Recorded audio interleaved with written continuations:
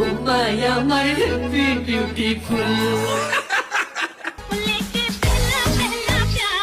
2019 সালে দীর্ঘদিনের প্রেমিকা ফাইরোজ ইয়াসমিনকে বিয়ে করেছিলেন ছোট পর্দার পরিচিত মুখ অভিনেতা ও ইউটিউবার তামিম মৃধা। চলতি বছরের 23 ফেব্রুয়ারি হঠাৎ দ্বিতীয় বিয়ের ঘোষণা দেন তামিম। আগের বিয়ে বিচ্ছেদের তথ্য গোপন রেখেই দ্বিতীয় বিয়ে করে মনের মতো বউ পেয়েছেন বলে খুশিতে নাচতে দেখা গেছে তামিমকে।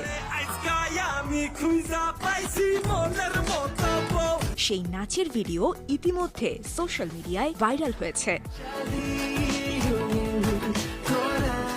চলতি বছরের শুরুর দিকে পারিবারিকভাবে দ্বিতীয় বিয়ে করলেও সম্প্রতি এই অভিনেতার বিবাহোত্তর সংবর্ধনা অনুষ্ঠিত হয়। সেই আয়োজনে তামিম নিজের স্ত্রীকে নিয়ে গান পরিবেশন করেন। কিন্তু দ্বিতীয় বিয়ের অনুষ্ঠানে অভিনেতার অতি উচ্ছ্বাস এবং নাচ দেখে সমালোচনা করছেন বেশিরভাগ মন্তব্যকারী।